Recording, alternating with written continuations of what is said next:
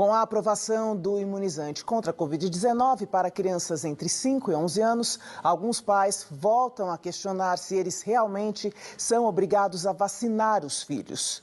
Na entrevista de hoje, o juiz titular da Vara da Infância e Juventude de Guarulhos, Iberê Dias, reforça os limites dos pais na guarda dos filhos, previstos no Estatuto da Criança e do Adolescente.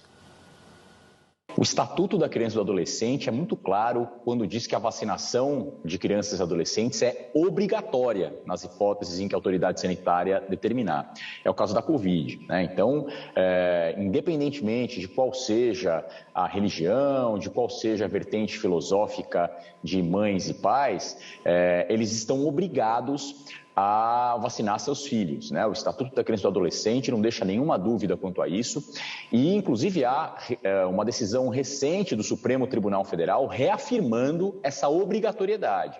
Então, os pais não podem, por exemplo, dizer mas a minha religião não permite a vacinação, ou o meu entendimento filosófico não permite a vacinação, eu sou vegano ou vegana e por isso eu não vacino meus filhos.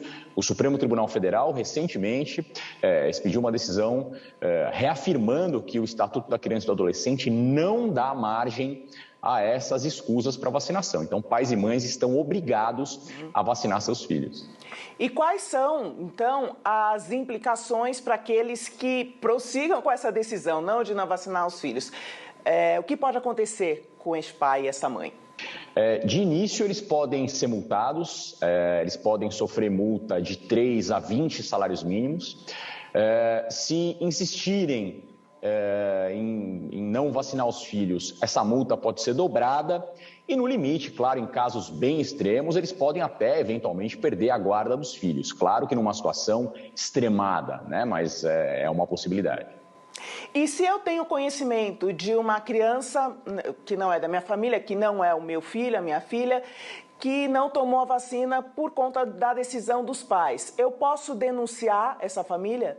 Sem dúvida, deve denunciar, né? Deve levar esse fato ao conhecimento do Conselho Tutelar da região ou ao Ministério Público que atue naquela região. É essencial que as pessoas estejam atentas a isso, porque a gente precisa vacinar crianças e adolescentes. Isso faz parte do direito à vida de crianças e adolescentes, do direito à saúde de crianças e adolescentes.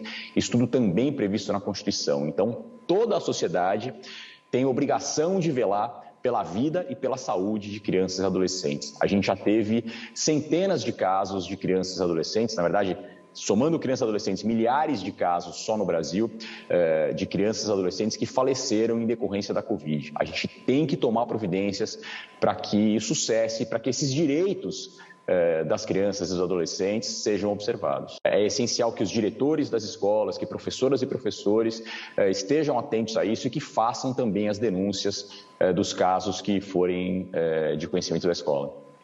Pais que se intitulam antivacina, que fazem parte de grupos antivacinas, eles podem ser denunciados? Olha, a vertente filosófica, a pessoa se definir como antivacina e um adulto eventualmente não querer se vacinar, nas hipóteses em que a vacina já está estudada, analisada e recomendada pelas autoridades sanitárias, é uma questão egoísta, é uma questão de pouca preocupação com a sociedade, mas não existe aí, nesse caso, obrigatoriedade da vacinação. A coisa muda de figura quando a gente trata de crianças e adolescentes. Para crianças e adolescentes, incide o Estatuto da Criança e do Adolescente e a regra é muito clara com relação a isso. Não existe mais debate a respeito da obrigatoriedade de vacinação.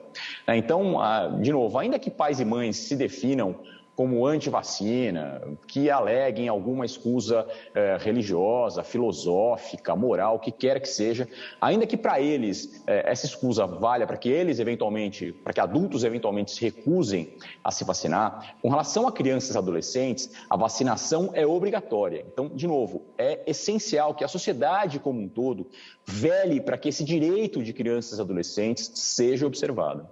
E esse comportamento equivocado e violento, contra as crianças vem do pensamento de que os pais são donos dos filhos, no sentido de tê-los como uma propriedade.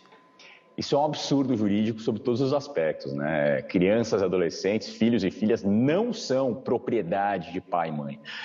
Pai e mãe têm o poder familiar sobre as crianças, né? Portanto, devem velar pela educação, pelos cuidados, pela saúde. Claro que podem, por exemplo, transmitir valores culturais, transmitir valores religiosos, isso a lei permite, a lei prevê expressamente. Então, pais e mães podem, por exemplo, definir em que vertente pedagógica querem inserir seus filhos e suas filhas, qual religião, se é que vão transmitir alguma religião, qual vertente religiosa querem que seus filhos comecem a professar, isso tudo a lei permite. Mas esses poderes não são ilimitados, eles encontram limites muito claros na lei. Pai e mãe